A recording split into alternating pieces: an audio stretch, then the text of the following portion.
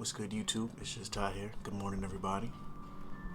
Today, I just wanted to talk to you guys and let you know how I felt about the experience of traveling to Africa, traveling to Ghana, and what I thought overall as a whole. So, I guess we can start from the beginning, right? That kind of makes sense, I think. I don't know. Let me know in the comment box down below. So going to Ghana, it was definitely an interesting experience.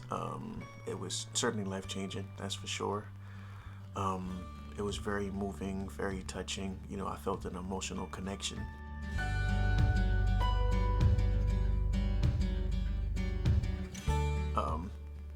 To the country, to the people.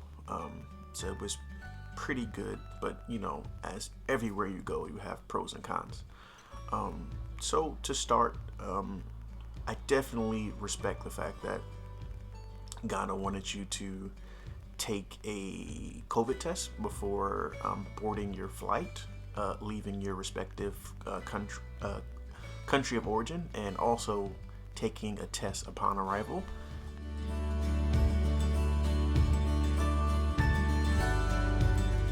The airport there, I thought that was cool. That's smart. You know, you want to introduce tourism back into your economy, but you also want to be safe at the same time. So I definitely get it. However, I did feel like the charge for the test was $150 and you had to pay it before arrival.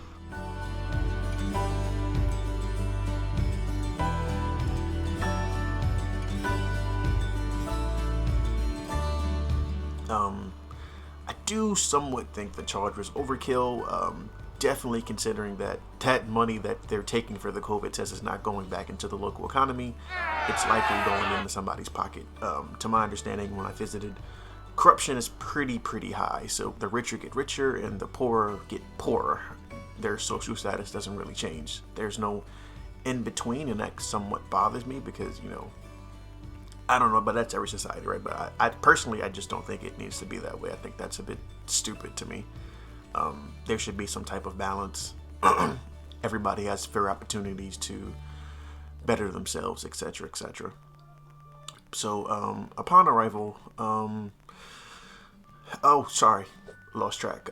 So the COVID testing, that was whatever, right? I guess 150, cool to get it done with.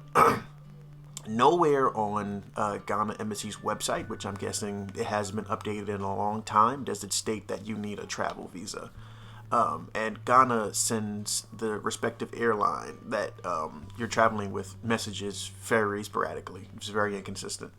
So they sent Delta a message on, I think it was like a Tuesday, and it was just stating you only need your U.S. passport if you're a U.S. citizen to enter Accra. Then 2 days later, the requirements changed. So all of a sudden, they required a travel visa, and it couldn't be obtained on arrival. So I actually had to reach out to some people, and I got in touch with the commander of immigration, and he was able to assist.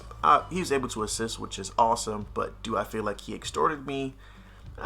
Yeah, a little bit. A normal travel visa is $100. It clears you for 90 days. And let's say even if there were an expedited service, if you went to the embassy in your local city, it may charge you like $150, $200. So he charged me $400 US. Did I have an issue with it? No, because it's kind of like I scratch your back, you scratch mine, we help each other, fine, no problem. So he got me the documents I needed within 2 hours.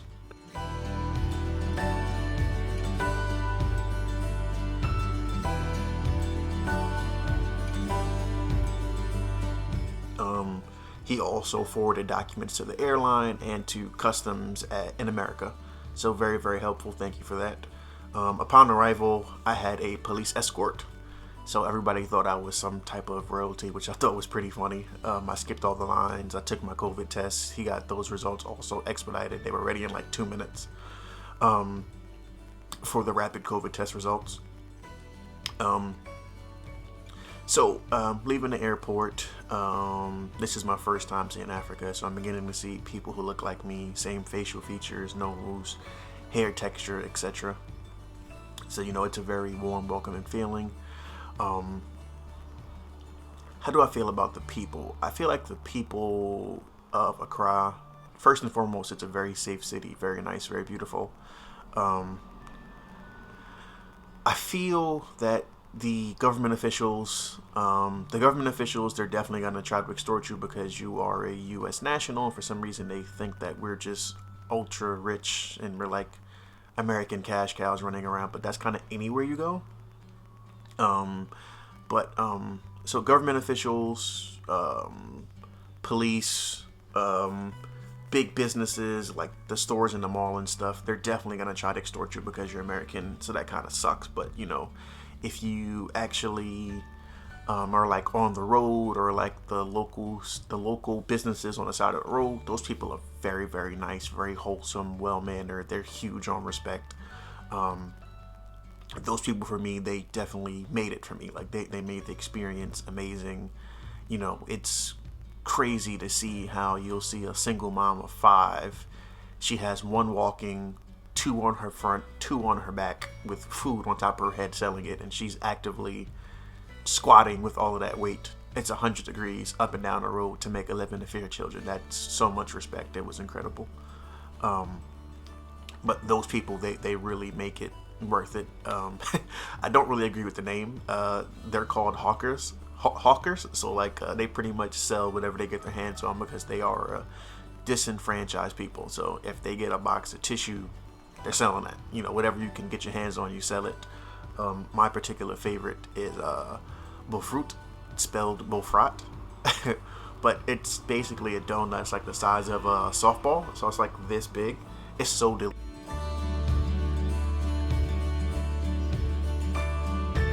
It's like, it's sweet, but it's not like your American oversweet. Like it just tastes like pure sugar, had like a nice balance.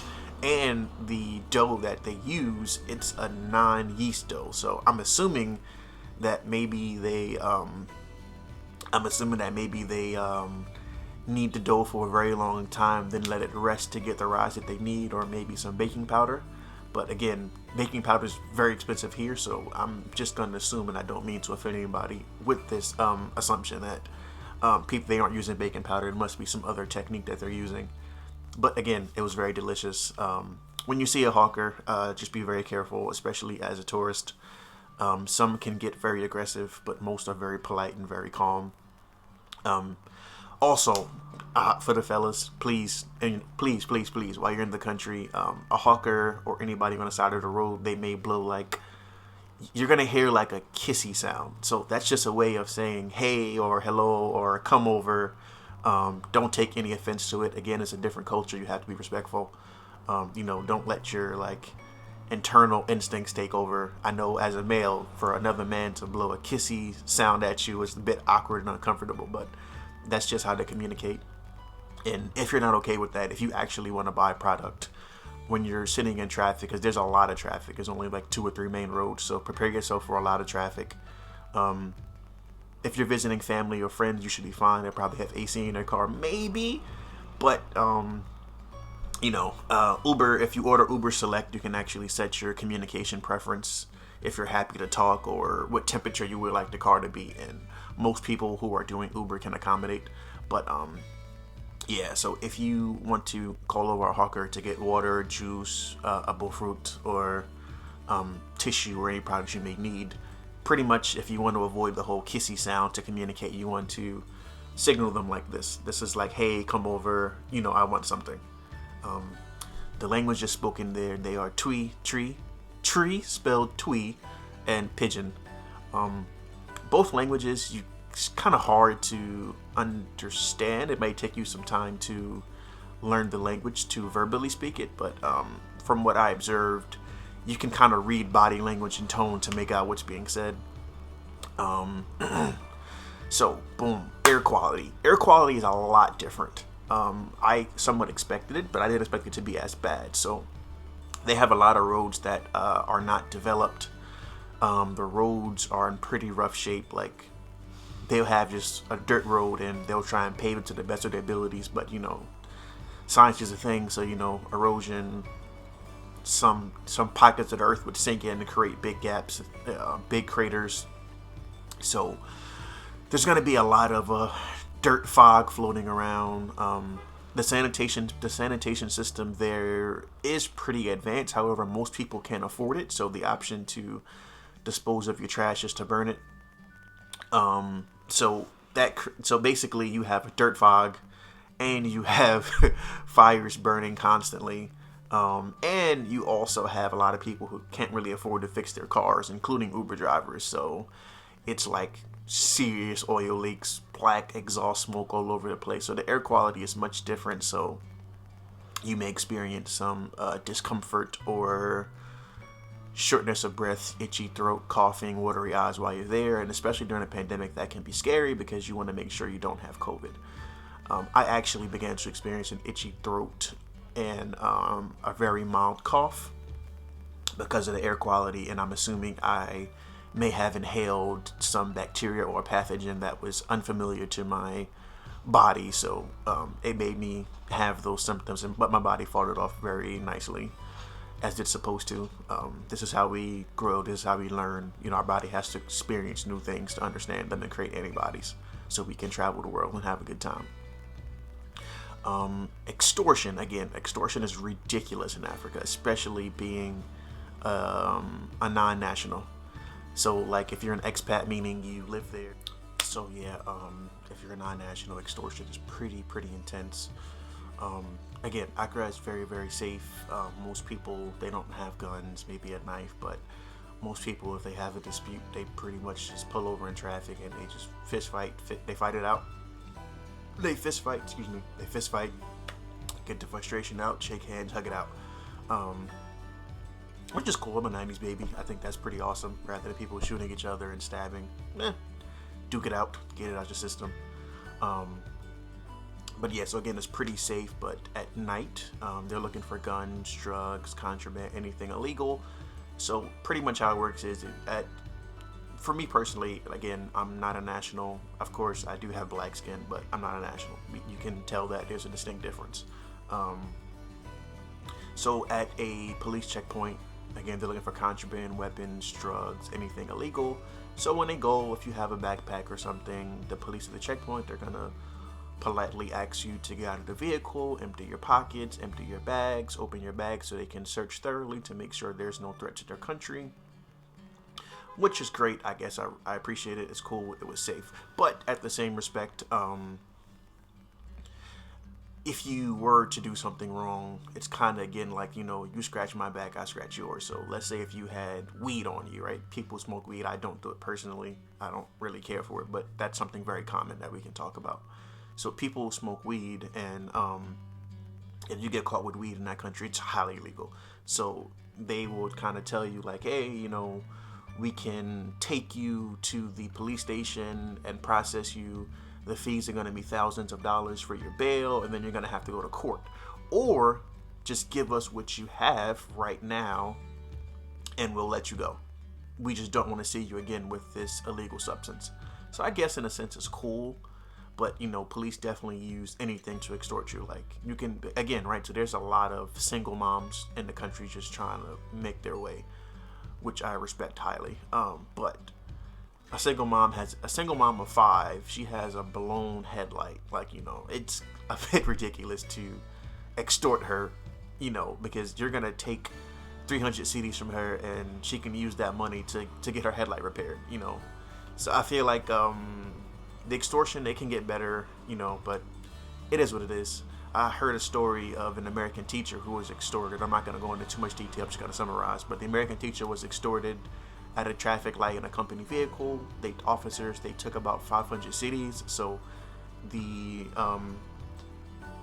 principal of the school actually went out of her way to go back with the teacher, filed a complaint with the police captain, and then went to where the guys were parked, ate their food, which is like very, very disrespectful, but it was to get a point across as to, you're not gonna bully me or my teachers.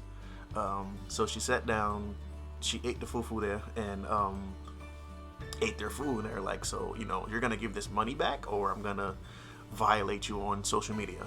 So they give the money back, because again, everybody in Ghana and Accra, it's very huge on respect and word of mouth. So if you get bad reviews about your business, or somebody doesn't like you and they spread the word, you're pretty much your business is dead. You're not gonna survive. People are gonna stop shopping there because word of mouth recognition is huge in that country. Everything's about respect. But overall, do I think the country was beautiful? Absolutely. Would I go again? Absolutely. Do I know how to move around a bit smarter now? Absolutely. I don't want to make the video too long. I think right now we're probably almost at 20 minutes. So it was a great experience. The people are amazing. The extortion against non-nationals, it's going to improve. The president there, I believe that he's doing a good job. To my understanding, he's actually welcoming people from the Western world to come and visit and invest in the economy there because it's a booming economy. There's a lot of things they need, like stable Wi-Fi. Hey man, if we can make this video go viral, that would be awesome. Not even for my own personal monetary gain. I don't get any money from YouTube. This is just a hobby for me for fun to share my experiences and knowledge with you guys. But the connection they have there, I think the main Wi-Fi source is like MTN. That's the company's name, and it sucks. Like the Wi-Fi goes in and out every other hour. Sometimes it's just down for 8 hours at a time. No explanation. So somebody like Google Fiber could really, really help Ghana out. So man, if we can make this video go viral to get Google Fiber's attention, that would be amazing. Amazon as well. Jeff Bezos, he can definitely improve their mailing system, address system, their basically their logistics system for sending and receiving packages. It needs a huge buff. So we make it go viral. We can get Jeff's attention. He can maybe help the country out. But yeah, like auto parts store don't exist. I'm actually thinking myself of finding a partner in the US who can send me expedited parts to a business I want to open there and, you know, sell car parts, because it's not a thing. It doesn't make any sense for you to have to drop off your car to the mechanic and come back a day or two later just to have your headlight changed. That's ridiculous. That's not okay. Like, people should have better options, and I'll be happy to provide that if I can. But yeah, man, overall, actually, I guess we can make a new video, you know, just talking about, you know, the opportunities available there for investment in a business. You know, maybe you guys may want to, you know, after you visit, you may want to invest, start a business. We'll make a video about that. Let me know down in the comments box below if you'd like to see a video, and I'll definitely record it and get that uploaded for you guys. But overall, how I feel about Accra and Ghana: don't let a few bad apples ruin the tree. It's a beautiful country. The people are beautiful. I'll definitely return. A lot of the tourist stuff was closed, like Cape Coast, Elmina, the St. James Lighthouse to visit. So those things were closed, but I definitely want to return. The country's beautiful. I urge people to visit. Just be safe. Watch this video. Talk to your friends, family, you know, just communicate. But yeah, man, it was great. I actually had a little man cry leaving when we were departing. The lights were off, so nobody saw. Whew. But you know, had a little man cry. I felt like I was leaving a piece of my history and culture behind, you know. A piece of me was being left there departing. But yeah, man, let me know, man. We can make a new video about the business opportunities there, what's needed, what's not needed, things like that, you know, let you know what that's about. But yeah, thanks for watching. Leave a like, subscribe, comment down below. And again, always thank you. Stay blessed, stay safe. See you in the next one. Later.